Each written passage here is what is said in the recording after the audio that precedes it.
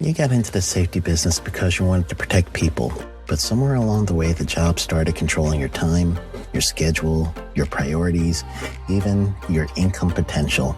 What if the expertise you've built over the years in the field can give you something more? More freedom, more control, more ownership of your future.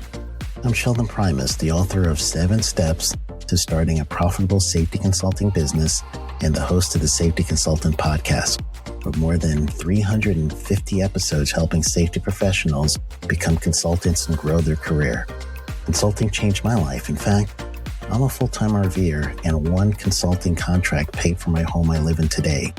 Now, I help safety professionals build their own consulting practice through bi-weekly coaching calls, accountability, and personal guidance. But this program isn't for everyone. Start with the Consultant Readiness Audit at sheldon.coach. What if everything we thought we knew about safety was just interference? From the host of the Rated R Safety Show and the founder of Safety FM comes the complete Signal Transmission Trilogy, now available in one powerful edition. Safety, in my opinion, the book that started the conversation. Safety Mutation, where the boundaries of culture, systems, and belief begin to break. And now, Safety Transmission, the final piece of the signal. For the first time, all 3 books are together in one volume. The Signal Transmission Trilogy, Complete Edition. This isn't just about compliance. It's about consciousness. It's about decoding the way we think, lead, and live, inside and outside the system. Whether you've been following the signal since the beginning or you're just now tuning in, this is the version to own. Search Signal Trilogy on Amazon or visit safetyfm.com to get your copy now.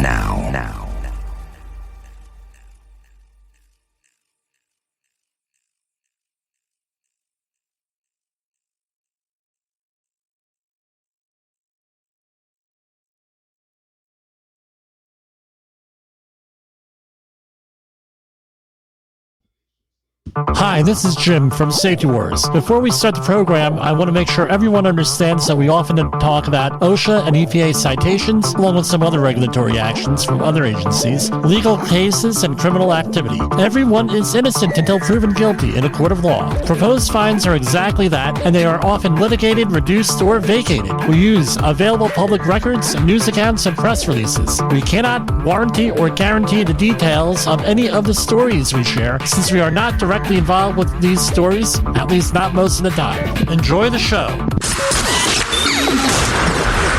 This show is brought to you by Safety FM.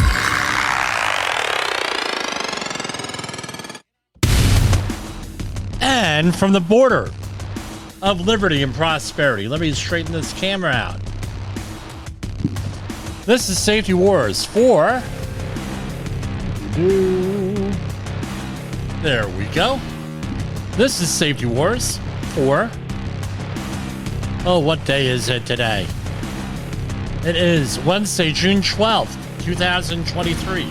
So, now in our intro here, right, it says we're not usually involved in the stories we cover. Well, this week we are. Today we are. If you follow us on social media... Now we're on Facebook. We are on LinkedIn. We are on YouTube. We're on all these platforms, including some of the ones where we get a lot of support. We get a lot of support from Doomsday Preppers and the prepping community. I know some of the people are very PO'd at me for being on some of these other platforms, but the message of safety and Safety Wars is universal. All right, and I'm willing to go to whomever, left wing or right wing, will listen. That's just the way it is. You have no. I was just watching Star Trek episode. Hold on. Let this be your last battlefield. All right. 1969. By the way, we're going to have a special guest from Star Trek here in the next couple of days. FYI, we had another interview that we did recently also. So we're going to be, we have interviews coming up. So that's very exciting. So I am looking it up on the Internet Movie Database because I want to make sure we get everybody's names correctly here, because this is one of the ones that I forget. So Let This Be Your Last Battlefield. This was a story by Gene L. Coons, the other Gene in the Star Trek world, for lack of a better word. And this episode starred Frank Gorshin, who you may recall, I want to make sure I had his name right, Frank Gorshin, who was the Riddler from the original Batman series. And the other one was Lou Antonio, right? And what this episode was about an address. This is probably one of the most famous Star Trek episodes, black versus white, right? A lot of the civil rights stuff going on in the 1960s. And so the two actors have a divide down their face. One is black on the right-hand side and white on the left-hand side. And the other one is black on the left-hand side and white on the right-hand side. And they're talking about race relations and things of that nature, the social upheaval in the late 1960s. And the end result was that the planet that they were from was destroyed by their hatred and everything else. So what we're trying to do here is trying to unite people with safety. I'll talk to whoever on safety. I don't care. I'm putting that out there right now. Where I draw the line is I will not give out information. Information is information. I'm not going to give out information on how to do certain things, especially when we get closer to Disaster Preparation Month, which is September of every year. Disaster Prep Month, whatever we're calling it now, on stuff that can be taken and people do things wrong and, nefarious. That I'm going to draw the line on. But we're willing to talk to whoever out there on safety. So this week, we became part of the story. If you're on social media, you saw our footage. And by the way, this program, the stuff I put on the internet, I was we were in the news outlets. So Safety FM were the second ones on the scene of the floods in northern Rockland County. So the floods were from Route 6, if you're familiar with the area, every time it rains, we get these nice, pretty waterfalls. You can check out our social media on that. Nice waterfalls. But in this case, the waterfalls turned into rivers. And that was on one road. And then Route 293 was another road, which is adjacent, which is a little bit north of Route 6, over by, if you're familiar, Woodbury Commons and the U.S. Military Academy at West Point. And essentially, both roads became rivers at certain points. The one on Route 6 I probably could have made it through, but I didn't do it. I said, well, let's go circle around Highland Falls. We went into Highland Falls, and dudettes out there. I tell you what, river running right down Mountain Avenue. I mean, it was horrible. The footage is there. The footage that we shot was similar footage on the news, but we got there first.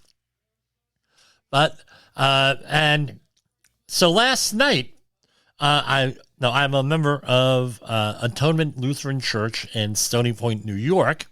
And Stony Point is where the Palisades Parkway was shut down, both directions, I believe. Starting at Stony Point, I have not been up there. So members of my church were impacted by those things that were on the national news all week. Starting Sunday night. A couple of families were impacted. My pastor was impacted by this. And, sharing some of this stuff with me. And the reason why we have such passion, we've had passion going back to my first company that I'm not going to mention the name of, with Disaster Preparation Month. Why? Disasters can hit at any time. We're going to talk more about this. We're better prepared this year with doing this, as far as programs and materials and training programs and everything else. Now, we are also disaster outreach trainers and first aid CPR, AED trainers here. And we also help companies prepare for emergency responses. You can give us a call, 845-269-5772, or jim@safetywars.com, and you can work with us on all this stuff. Small companies, big companies, whatever you are. No, this is what we do. We do the preparation. Quick story. My wife, when we first got married in 2011, April 30th, 2011. We had moved into our first house in May of 2012, less than 2 weeks after my son was born, I think, or it was a month before after my son was born. So we were relatively new homeowners. I had never owned a house. My wife owned a condominium, second floor. She really didn't have to worry about this. We had one problem in our marriage since we were married at her condominium in White Plains. No damage, though, but we had a power outage for a couple of days. We went up and spent a couple of days with her parents, with my in-laws. And, not really a big deal. And then big deal for the cat. The cat was freaking out. But anyway, Scarlet. Yes, I always mention my cat, right? And then we ended up, we moved in, it was 2012, and we got hit with Superstorm Sandy later that year.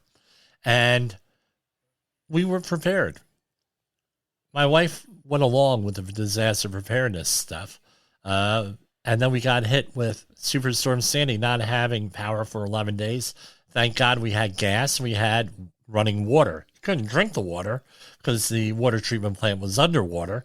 But we had water and we had gas. By the way, gas usually lasts 2 or 3 days in the line as long as there's not a rupture for the natural gas coming into your house. And we survived. We had, we thrived a little bit, but we learned our lessons. We applied it to everything we talk about here.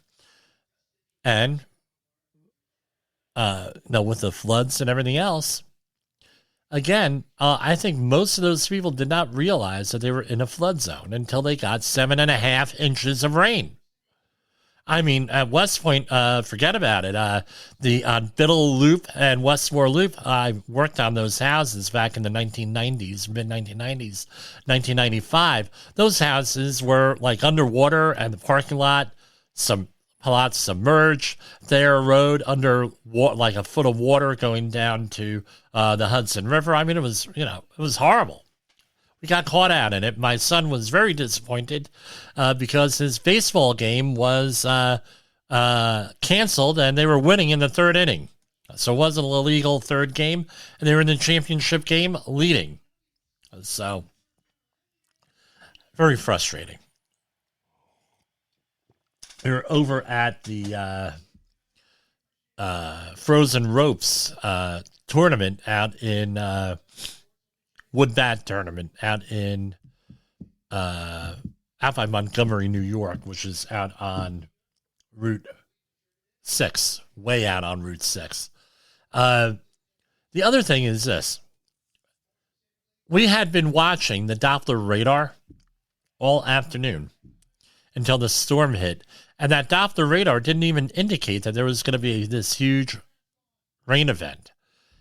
So pretty surprising there with that. And that's what's going on. So we're going to come back in a minute with our news and views, and we will see you then.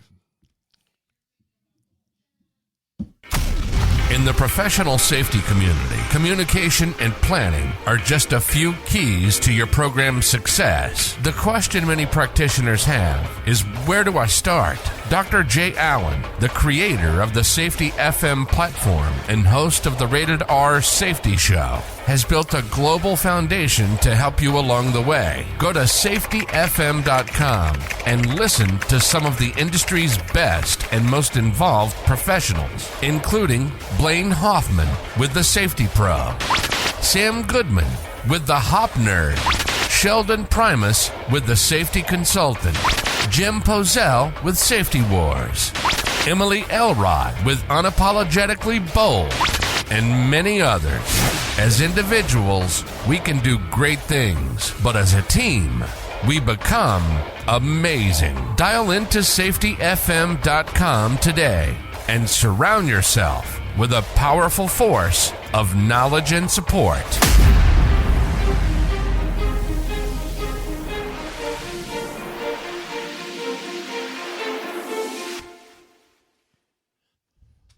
OSHA recordables, catastrophic losses, environmental disasters. You want answers? So do I. This is Jim Pozell with Safety Wars. That's my daddy. Yes, I am your father. Anyway, on some of the feedback, they were like, "Where's your Safety Wars jersey?" And I said, "Well, I only have one. I don't want to bring it in out to a job site, you know." But we resolved that. We ordered another one. I have another two on order, actually. And my wife liked it so much, I had one made for her. So it was one of the few articles of clothing that we ever agreed on, right? So, real quick story on that. We were dating, and I believe it was our fourth date, and we were discussing. No, that's usually when you get down to more personal things, at least my experience. And, everyone out there is getting a good laugh over this. And she says to me, no, and we're talking about histories and things that more serious in depth. She said, I got a very personal question to ask you. I said, yeah, what's that? Go for it, because we're looking to see whether we can make this work. She says, are you colorblind? I said, no, I'm not colorblind. She said, you don't dress right. I said, okay. And she said, if we're going to be together, we're going to have to go clothes shopping. That's going to be date number 5. I said, okay, we'll go. And so what do you think we did? We went down to the Casual Tall Big and Male shop. And I blew, I don't know how much money, but it was a lot of money, on a new wardrobe. She said, if you are going to be with me, I don't care what you wear when you're not with me, but if you're with me, this is what it's going to be. So I said, okay, well, it's probably a good idea because my campaign manager had made the similar comments. She says, you got to take a woman with you shopping. So, and it worked out. What's funnier is my mother said, like, wow, about 2 weeks later, boy, you're dressing a lot nicer now that you're going out with that girl. So here we are, how many years later, and tomorrow's her birthday. Okay, OSHA news release. So we are a little bit behind on these with this, and, we're the way it is. We're back in the studio today. Investigators find Cheney contractor exposed employees to potential fatal hazards as 2 workers avoid tragedy in Salina trench collapse. I'm not going to mention this is a plumbing company in a trench 9 foot below the surface. A worker employed by Precision Plumbing LLC was connecting a plumbing line to the municipal sewer in Salina in January when he was buried under dirt and rocks after a trench wall collapse. The company's foreman entered the trench and tried to dig the worker out. Soon after, he then became buried up to his knees when the trench collapsed further. For more than an hour, first responders worked to rescue the 2 workers. Both survived one of the construction industry's most serious hazards. I hope they played the lottery that night, because I tell you what, not too many people make it out of those things that are reported. Usually if they're reported, that means there's a fatality. And I'm going to tell you, most of this shit's not reported. They with this. So this is from OSHA Area Director Todd Underwood in Wichita. Fortunately, first responders rescued 2 workers when a 9-foot trench collapsed. This incident is a stark reminder of how soil can shift suddenly and bury a person within seconds. Many other workers are less fortunate. In fact, OSHA investigated the deaths of 39 workers in trench collapses in 2022 alone. OSHA's investigation led the agency to issue for the company 2 willful and 6 serious violations with proposed penalties of $333,949. Now, this is something that if you're a general contractor, you have to realize is that you are usually a controlling contractor. That means that you have safety responsibilities over the overall job, but not necessarily it's a specific activity going on. So the general contractor was had $14,063 in proposed fines. So let's go into exactly what this is. Okay, we have the violation in front of us. This is for the plumbing contractor. And by the way, I'm doing a safety course next week, and we're probably going to be using these as examples, as case studies. Citation 1, Item 1A. The employer did not develop, implement, or maintain at the workplace a written HAZCOM program, 1910-1200, $2,679. Citation 1, Item 1B, another HAZCOM violation. They didn't train their employee on hazardous chemicals in the workplace. There was de minimis $0. All right, so that was to the plumbing contractor. So we got a second set of citations here again to the plumbing contractor.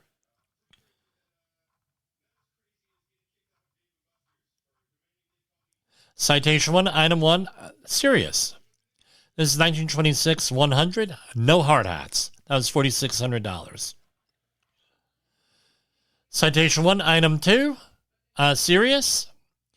Eye or face protection, $4,600. Citation 1, Item 3, underground installations were not protected. This is under the excavation standards.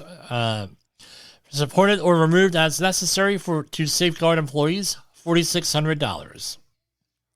Citation 1, Item 4, employees were not required to stand away from any vehicle being loaded or unloaded, right? So to avoid being struck by any spillage or falling materials, $4,600. Citation 2, Item 1, willful, serious. Employees were not protected from excavated or other materials or equipment that could pose a hazard by falling or rolling into excavations, or by a combination of both if necessary. Proposed penalty, $156,259. And citation 2, Item 2, willful, serious. Each employee in an excavation was not protected from cave-ins by an adequate protective system designed in accordance to standards, $156,259 for a total of $331,270. Do we have the? I'm going to go in here and see. So, for the general contractor, it was one serious violation for failing to protect employees from cave-in and engulfment hazards, and the proposed penalty is $14,063. So the GC got whacked here also. That does not happen on a lot of these things, if you've been following along. OSHA announces a meeting of the Federal Advisory Council on Occupational Safety and Health on July 13th. Tomorrow, we covered this the other day. Check out the website. By the time most of you are hearing this, it'll be too late. U.S. Department of Labor recognizes Idaho Agricultural Chemical Company continuous workplace safety record and renews the STAR designation, and the participant is AmVac Chemical Corporation. Congratulations there, AMVAC. U.S. Department of Labor proposes $339,000 in fines after follow-up inspections finds a Verona, Missouri chemical plant continues to endanger workers. And this was for an ethylene oxide situation, and they were visited less than 2 years ago for the same situation. And, all right, that's a link to that. So, after its January 2023 follow-up inspection, the department's OSHA issued 4 repeat and 9 serious safety and health violations to the company. The agency also issued a hazard alert letter for inadequate medical evaluation procedures for workers exposed to ethylene oxide. So, let's see here.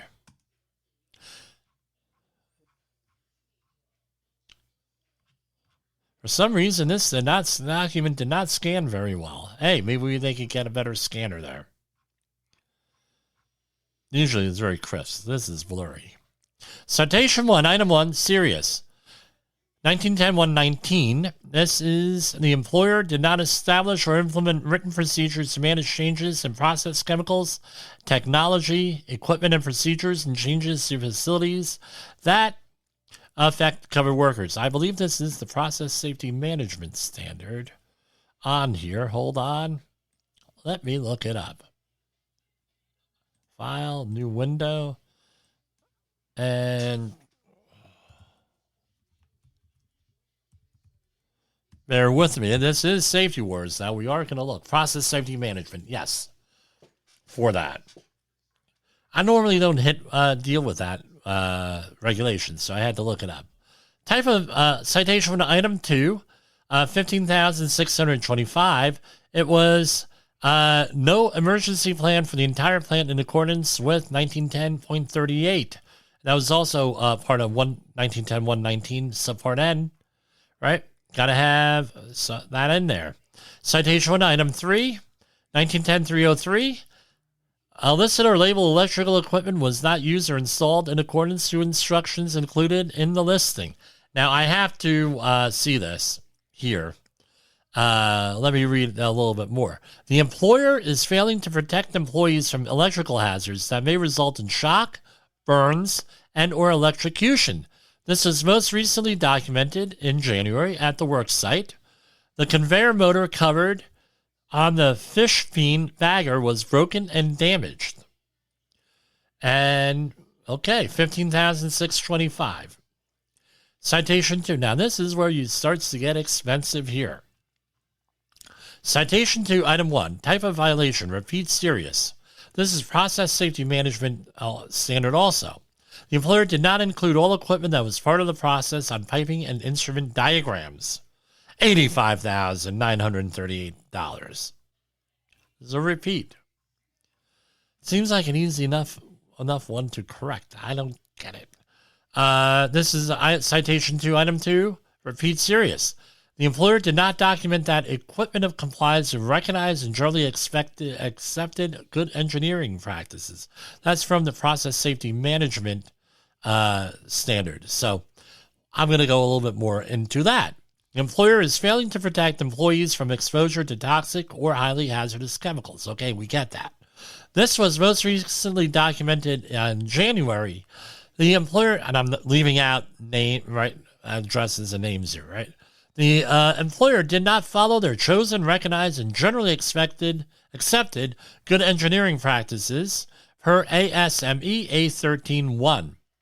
The employer did not label piping containing ethylene oxide, trimethylallyl. How about you trimethylallyl? I don't want to try it. Trimethylallyl, hydrochloric acid, and ethanol throughout Area B. Improperly labeled and lack label process equipment can lead to employee opening an incorrect valve, inadvertent operation of equipment, and human error.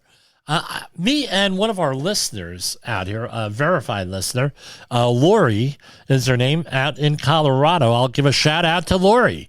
She and I were on a project where this led to a fatality here, and we were part of the fatality investigation together, where a pipe was not labeled correctly, and the permit to work, there was a discrepancy in that permit to work on what was the correct pipe. And rather than stopping work and saying, oh, well, let's double check, triple check, and everything else, the guy cut into the pipe and it exploded, pushing him approximately 12 feet backward in the air, airborne, hitting a concrete wall, and he started bleeding from the head, from the blunt force trauma. That's not what killed him.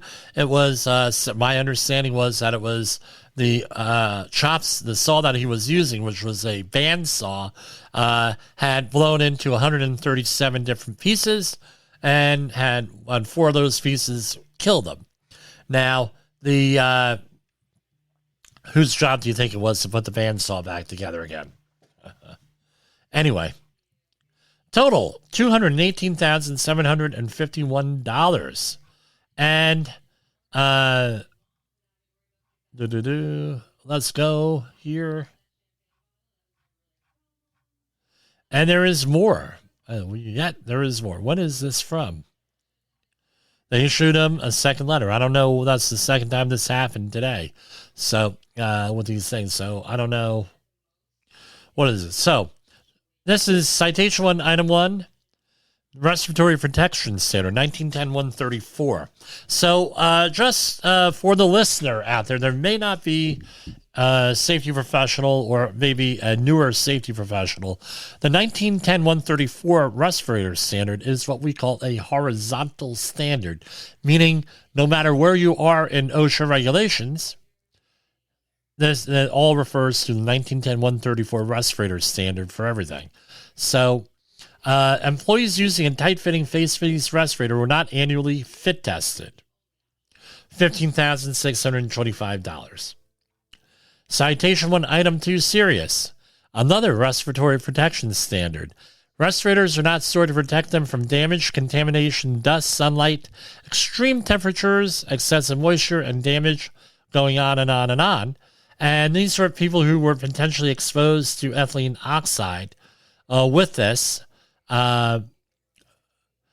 And 2 employees, tight-fitting, full-face respirators were hung up in a bag where it was exposed to chemicals and deformation of the face piece.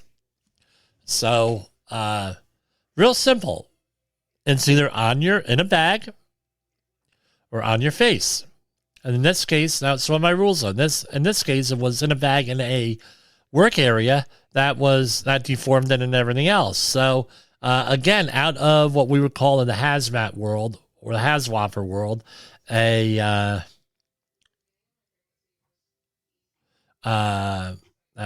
am I saying here? I lost my train of thought. What we would call in the hazwapper world, the exclusion zone. So you keep it out of that exclusion zone, that work area. Citation 1, Item 3A, violation. Serious. The employer did not ensure that all nameplates and markings were maintained in a legible condition. This is 1910-178. And the employer is failing to protect employees from struck by, caught under, and crushing hazards. And again, the 1910, no, this is not really well written. The 1910-178 standard is for powered industrial trucks, a.k.a. Forklifts. Right? $9,800 for some labels. Citation 1, Item 3B, type of violation, serious. An evaluation of each powered industrial truck's operator's performance was not being conducted at least once every 3 years. That was a de minimis violation, $0 on that.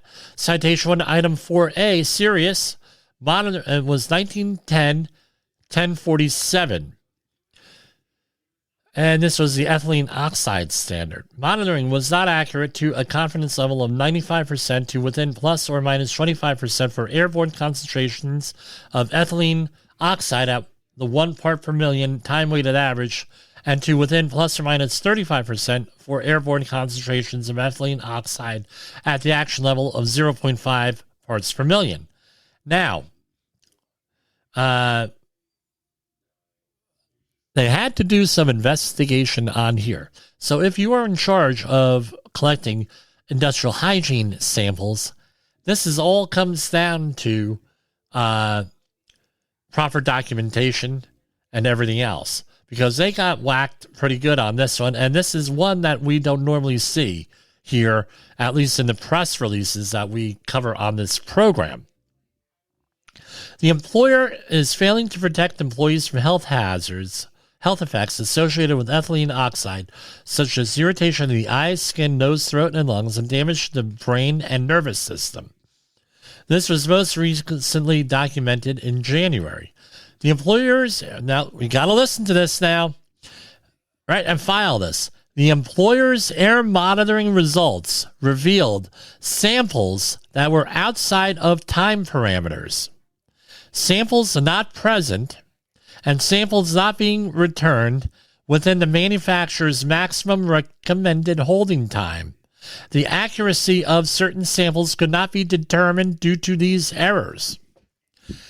This happens. I mean, so for ethylene oxide, we have an issue going on here, right? With let's see, NIOSH methodology for ethylene oxide. So we go on over to the CDC website, and I enter that in, NIOSH methodology for ethylene oxide. I click on it, and the methodology here for ethylene oxide is methodology 1614. Now, I'm not sure what they were using, but, usually these things are all somewhat in the ballpark when they update these things, and different methodologies. So OSHA has some, NIOSH has some. There are some other organizations, but they're all basically in the ballpark. But the most important thing that you have to do is that when you're doing industrial hygiene sampling is before you even go out there, you have to figure out how to do the sampling. That's, you would think, it's not like something, and if memory serves you right, I did do ethylene oxide sampling many, many, many years ago. And you have to go and talk to the laboratory and say, hey, what are you able to analyze samples of ethylene oxide in air? And they're going to say yes or no. And now you're going to go no. Okay, they're going to tell you, yeah, we're using this methodology. And they're going to give you some instructions. Or better yet, you go and you figure out what those instructions are based on the what you have. Let me see if I can. I'm going to be taking a risk here. Let me see if I could share the screen.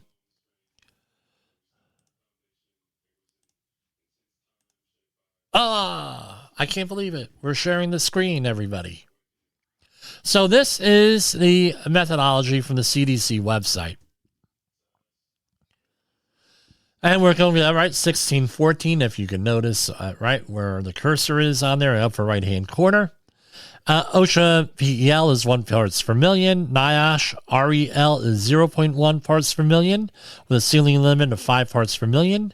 And an ACGIH level, I'm going to do the, right, ACGIH on 1 part per million of the threshold limit value. So we're going to come down. So what are some of the synonyms for ethylene oxide? It's 1,2-epoxy let me start over again. 1,2-epoxy ethane, 1,2-epoxy ethane, and oxyrane. So under the sampling, what do we have? We have a solid sorbent tube, HVR coated petroleum charcoal.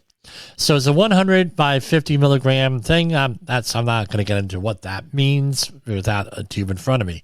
The flow rate. So since this is a charcoal tube, the flow rate is a lot lower. So you're not going to be you're not going to be running this at liters per minute, right? 1 to 5, like you would for like a lead or something like that. So in this case, it's 1 liter, right? You need 1 liter max, right? Volume minimum, 1 liter. All right. And the max is 24 liters. And the flow rate is 0.5 to 0.15 liters per minute.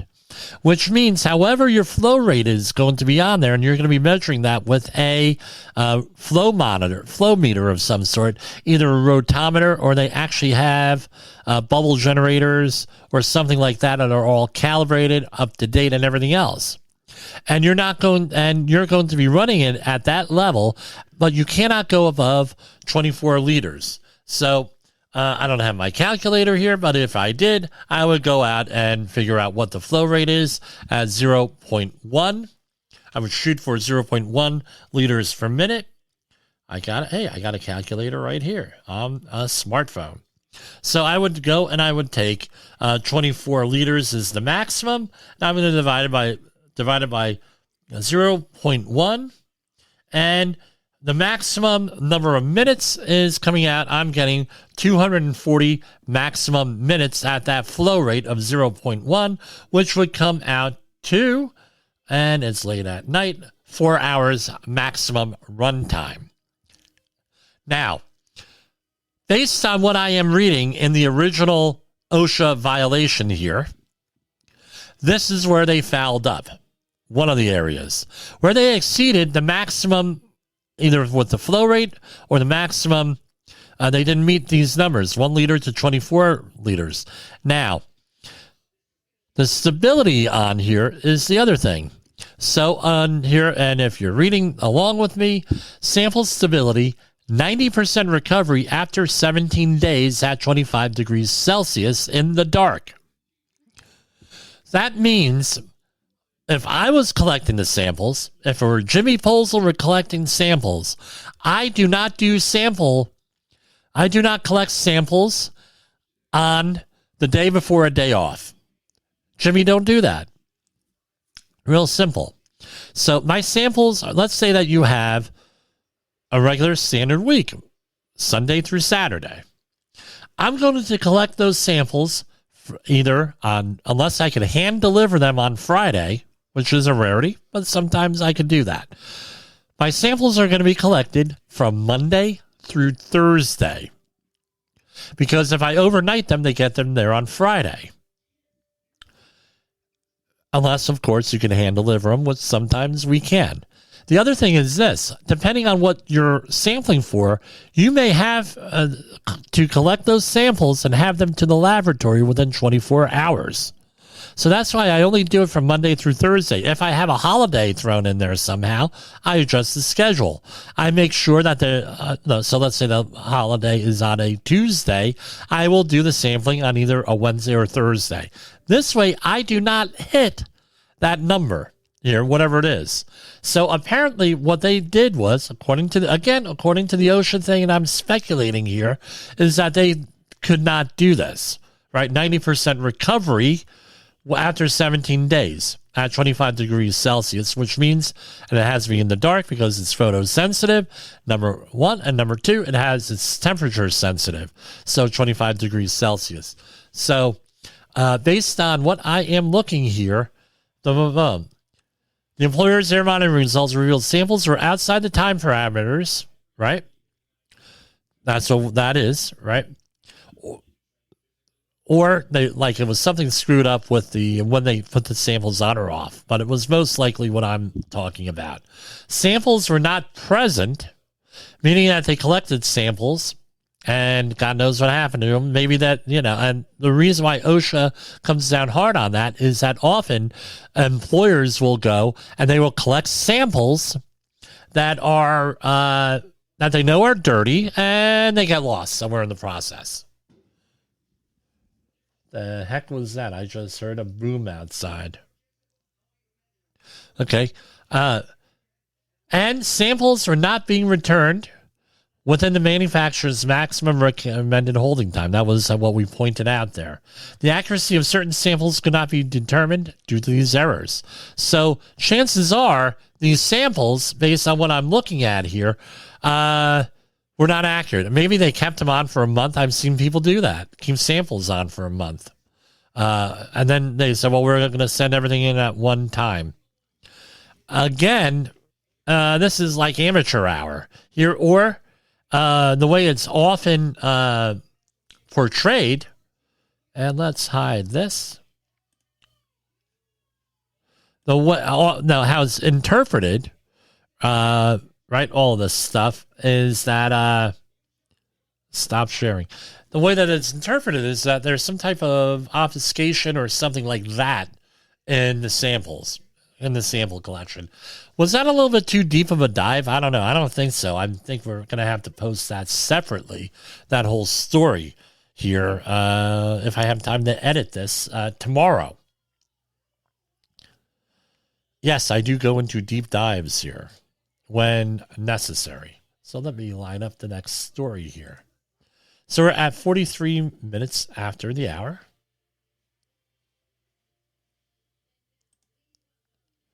All right, so that was one now. Citation 1, item 4B. Monitoring was not accurate to a confidence level 95% to within plus or minus 35% for airborne concentrations of ethylene oxide at the excursion limit. So it's the same deal with that. 0, but they got them for 0 on that one. Citation 1, item 5. Again, you got to do this. Employees were not notified within 15 working days after receipt of ethylene oxide monitoring results and in writing either individually or by posting results in an appropriate location accessible to affected employees. Again, we don't normally see that here. I mean, they're on their Gruvno list here. And again, it was things were not abated, so they basically threw the book at him. The employer is failing to protect employees from health hazards associated, blah, blah, blah. $12,278. Citation 1, item 6, type of violation, serious. This is a HAZCOM violation.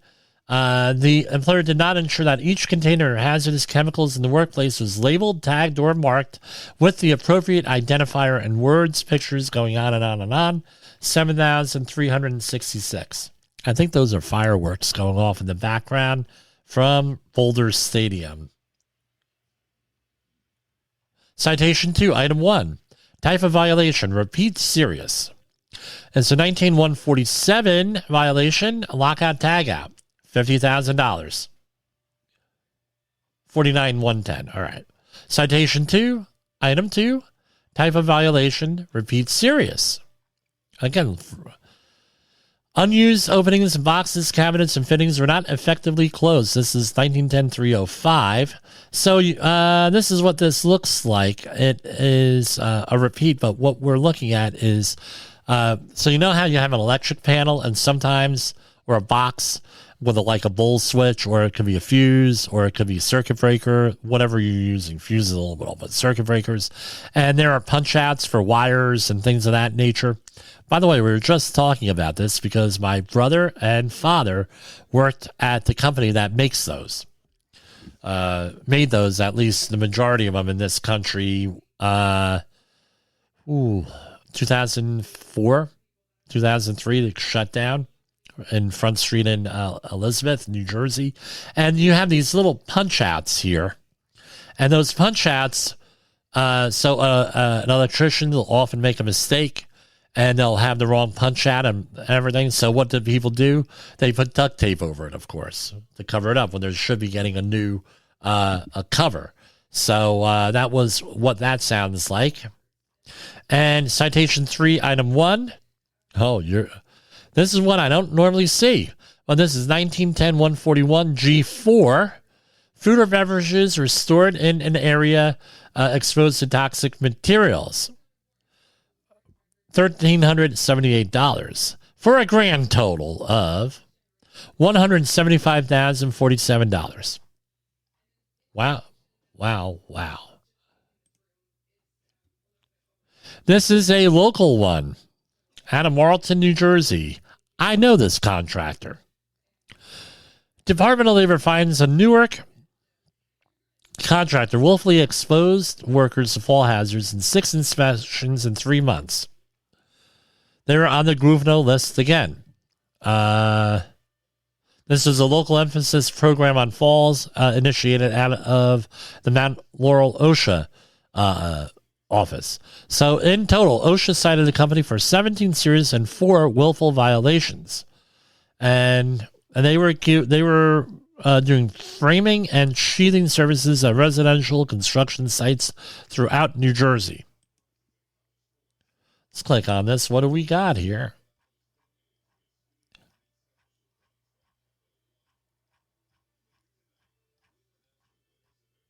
Okay, citation 1, item 1, serious, 1926-501. This is 6-foot fall protection rule, $6,200. That was at one site. And this is another. Wow, they issued one. This one was in January, and this was worn or frayed electric cords at the job site. $2,678 proposed penalty. Citation 1, item 2, ladder use. That ladders were used for purposes other than the purpose for what they were designed. A worker was exposed to fall hazards up to 8 feet to the floor surface flow when using an A-frame ladder in the closed position. $5,358. I tell you what, these are all great case studies for what we're doing for my training class next week. Citation 1, item 1. Citation 2, item 1, $62,000. Again, 6-foot fall protection rule. Citation 2, item 2, willful serious, no fall protection, $62,000. For a grand total of that thing, $133,044. To make things even worse, they got hit again.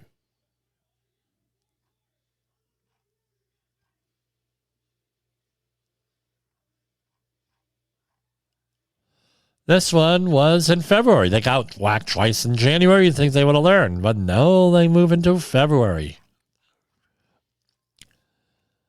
Citation 1, item 1, 1910-178. This is a forklift. No training. $4,400.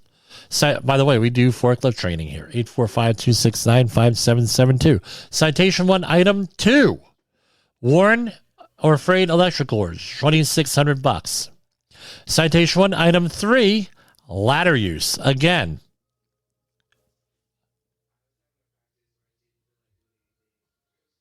that's a little bit of a technical one. Doesn't read well for thing, but they were improper ladder use, $6,200. Citation 1, item 4, guy was on a ladder and they moved the ladder while the guy was on it. First time I saw that was with my old boss, Greg, over in Wayne. It was for a company everyone's heard of, that services trailers in Wayne, Indiana. $5,358. Citation 1, item 5. Employees using ladders or carrying objects or loads that could cause the employee to lose balance and fall, $6,200. Citation 2, item 1. So the employer did not ensure that each affected employee used appropriate eye or face protection, no safety glasses. $53,573 for no safety glasses. This was a willful violation. Citation 2, item 2. I tell you what, for willful violation, they got off pretty cheap on that. Right? Citation 2, item 2, willful serious. 6-foot fall protection rule. $62,504 for a grand total that time of $141,078. And on to the next one, which was, when was this inspection? In March. So they have a couple in January, a couple in February. Now we're into March. Citation 1, item 1, type of violation serious. Again, forklifts, no training. $4,400. Citation 1, item 2. Another forklift. Oh, this is a lovely one. Forklifts were used to support scaffold platforms while the entire platform was not attached to the fork and the forklift was moved horizontally, meaning up side to side, while the platform was occupied. $6,250. Citation 1, item 3. Another scaffolding issue. Not fully.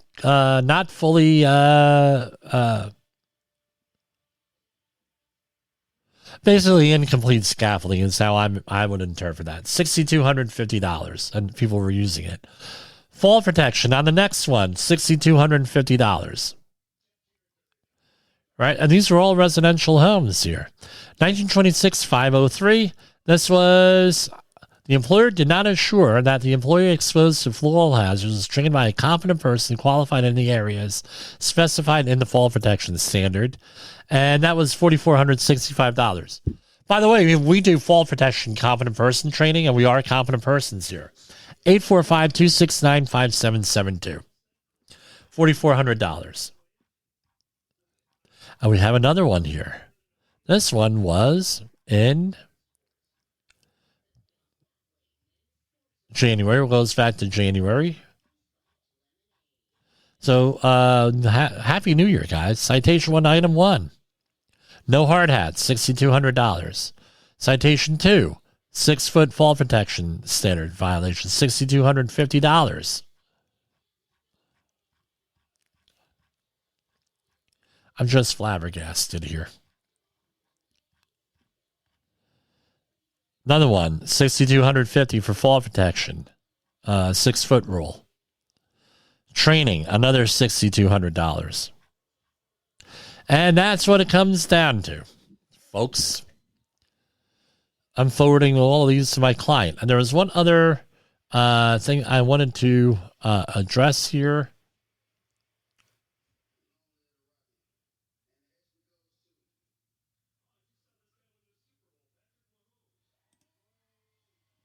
Okay, and I just closed it out. Lead-based paint, EPA. So this is from the Environmental Protection Agency. Press release was today. Biden and Harris administration proposes to strengthen lead-based paint standards to protect against childhood lead exposure. Now, everyone knows here, I think. If you don't know, you're going to find out right now. Place in my heart in government housing for lead-based paint. My first opinion piece, and I wish I still had it, was on this subject back in the year 2000. On this, I'd love to know what I ever did with that. But essentially what it came down to was this. The government housing is not maintained, and children are getting exposed to lead from lead-based paint. Right?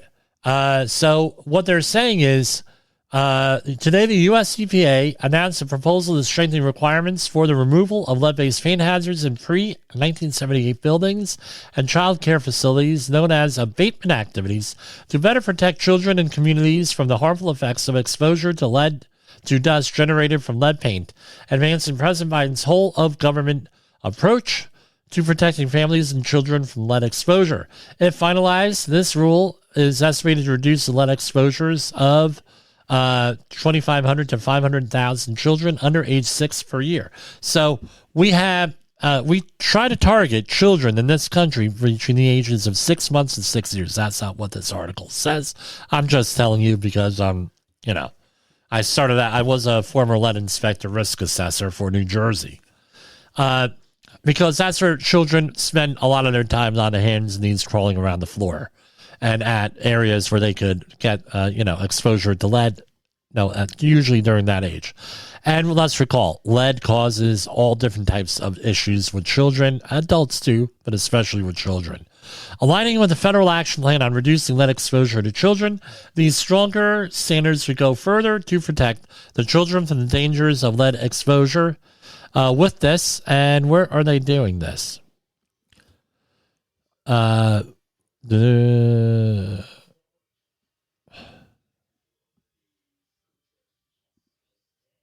what they're doing is they are going from the 10 micrograms per square foot for floors and 100 micrograms per square foot for windowsills to any reportable level greater than zero.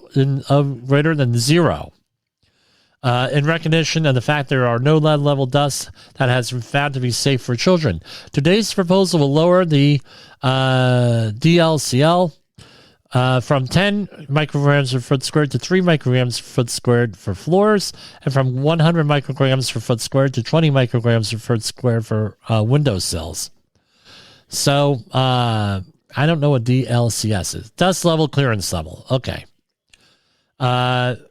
Okay, so what does it come down to? They're going to a zero threshold with all this stuff, and the report goes on and on. It's probably worth a separate program or segment on just that. So here we are. I wanted to thank everybody for listening and bearing with us. Tonight, we are going to see you tomorrow night, and good night. The views and opinions expressed on this podcast are those of the host and its guest and do not necessarily reflect the official policy or position of the company. Examples of analysis discussed within this podcast are only examples. They should not be utilized in the real world as the only solution available, as they are based only on very limited and dated open source information. Assumptions made within this analysis are not reflective of the position of the company. No part of this podcast may be reproduced, stored in a retrieval system, or transmitted in any form or by any means, mechanical, electronic, recording, or otherwise, without prior written permission of the creator of the podcast, Jay Allen.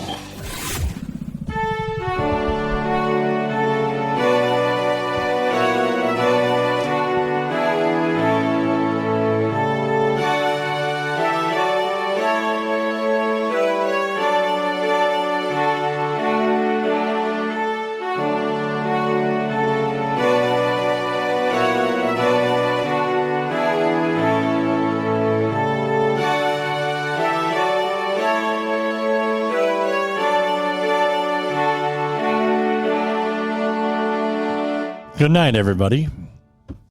You got into the safety business because you wanted to protect people, but somewhere along the way, the job started controlling your time, your schedule, your priorities, even your income potential. What if the expertise you've built over the years in the field can give you something more? More freedom, more control, more ownership of your future. I'm Sheldon Primus, the author of 7 Steps to Starting a Profitable Safety Consulting Business and the host of the Safety Consultant Podcast, with more than 350 episodes helping safety professionals become consultants and grow their career. Consulting changed my life. In fact, I'm a full-time RVer, and one consulting contract paid for my home I live in today. Now, I help safety professionals build their own consulting practice through bi-weekly coaching calls, accountability, and personal guidance. But this program isn't for everyone. Start with the Consultant Readiness Audit at sheldon.coach. What if everything we thought we knew about safety was just interference? From the host of the Rated R Safety Show and the founder of Safety FM comes the complete Signal Transmission Trilogy, now available in one powerful edition. Safety, in my opinion, the book that started the conversation. Safety Mutation, where the boundaries of culture, systems, and belief begin to break. And now, Safety Transmission, the final piece of the signal. For the first time, all 3 books are together in one volume. The Signal Transmission Trilogy, Complete Edition. This isn't just about compliance. It's about consciousness. It's about decoding the way we think, lead, and live, inside and outside the system. Whether you've been following the signal since the beginning or you're just now tuning in, this is the version to own. Search Signal Trilogy on Amazon or visit safetyfm.com to get your copy now.